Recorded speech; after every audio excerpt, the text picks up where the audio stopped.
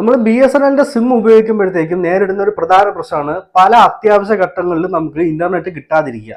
ഫോണിനകത്ത് റേഞ്ച് ഒക്കെ ഉണ്ടായിരിക്കും, പക്ഷേ അത് ഇന്റർനെറ്റുമായിട്ട് കണക്ട് ആകത്തില്ല. അങ്ങനെ ഒരു പ്രശ്നം പലപ്പോഴും നേരിടാറുണ്ട്. അപ്പൊ ഇങ്ങനെ ഒരു സാഹചര്യം വരുമ്പോൾ നമുക്ക് ഈസി ആയിട്ട് ഇന്റർനെറ്റ് ഇതിനകത്ത് ലഭ്യമാക്കാൻ വേണ്ടിയിട്ടുള്ള ഒരു ചെറിയ ട്രിക്കാണ് ഞാൻ ഇവിടെ പറഞ്ഞിരുന്നത്.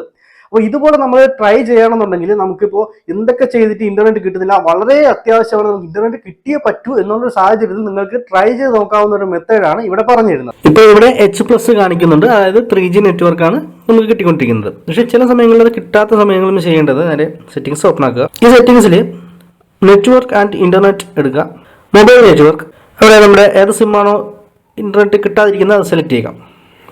പ്രിഫേർഡ് നെറ്റ്വർക്ക് ടൈപ്പ് അവിടെ 3G ആയിരിക്കും ഉണ്ടായിരിക്കുക, അത് മാറ്റിയിട്ട് ഒന്ന് 2Gയിലേക്ക് കണക്ട് ചെയ്യുക.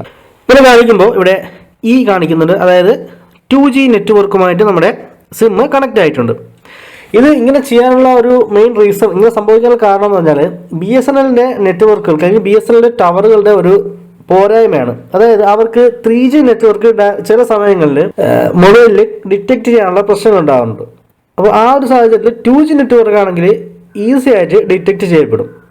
അപ്പോൾ ചില സിറ്റുവേഷനിൽ നമുക്ക് ഏതെങ്കിലുമൊക്കെ സ്ഥലത്ത് നിൽക്കുമ്പോൾ ഒന്നും കിട്ടുന്നില്ല, ഒരു രക്ഷയുമില്ല, 2G ഇല്ല, 3G ഇല്ല, 4G ഇല്ല, ഒരു കണക്ഷനും കിട്ടുന്നില്ല എന്നുള്ള സാഹചര്യത്തിൽ നമുക്ക് ഇത് 2Gയിലേക്ക് കണക്ട് ചെയ്യാവുന്നതാണ്. ഈ 2Gയിലേക്ക് കണക്ട് ചെയ്ത ശേഷം നമ്മൾ ചെയ്യേണ്ടത് വീണ്ടും ഇവിടെ നെറ്റ്വർക്ക് ടൈപ്പ് എടുക്കുക.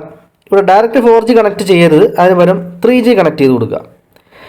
3G കണക്ട് ചെയ്ത് കൊടുക്കുമ്പോഴത്തേക്കും നമുക്ക് അത് H+ ആയിട്ട് മാറുന്നതായിരിക്കും, നമുക്ക് ഇന്റർനെറ്റ് കിട്ടുന്നതായിരിക്കും. അപ്പോൾ ഇതുപോലെ നെറ്റ് ഒട്ടും തന്നെ കിട്ടാത്ത ഒരു സിറ്റുവേഷനിൽ നിൽക്കുമ്പോൾ നമുക്കിത് ട്രൈ ചെയ്യാവുന്ന ഒരു മെത്തേഡാണ്. തീർച്ചയായും നിങ്ങൾക്ക് അത് ഇന്റർനെറ്റ് കണക്ട് ആവുന്നതായിരിക്കും. ഇപ്പോൾ 4G ഇനിയിപ്പോൾ 4G ഉള്ള ഏരിയ ആണെന്നുണ്ടെങ്കിൽ നിങ്ങൾ 4G എനേബിൾ ചെയ്ത് കൊടുക്കാം. പക്ഷേ ഡയറക്റ്റ്ലി 4Gയിലേക്ക് കൊടുക്കരുത്, 3G ഇട്ട് കൊടുക്കുക.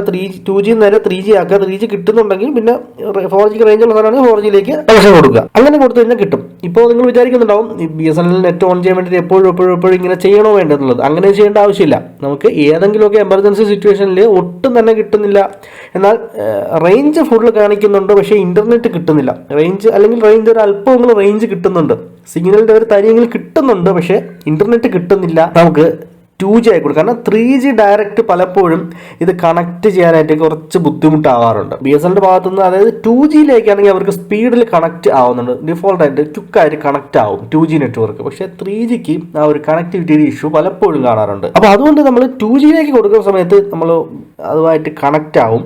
കണക്ട് ആയതിനു ശേഷം നമ്മൾ 3Gയിലേക്ക് കൊടുത്തു കഴിഞ്ഞാൽ ഈസി ആയിട്ട് അത് ഇന്റർനെറ്റ് അവൈലബിൾ ആവുന്നതായിരിക്കും. അപ്പോൾ ഇങ്ങനെ നമുക്ക് എമർജൻസി സിറ്റുവേഷനിലൊക്കെ യൂസ് ചെയ്യാം. അതുപോലെ ഇന്റർനെറ്റ് ഒട്ടും തന്നെ ഒരു രക്ഷയില്ല, കിട്ടുന്നില്ല, ആ ഒരു സാഹചര്യത്തിലും യൂസ് ചെയ്യാവുന്ന ഒരു മെത്തേഡാണ്.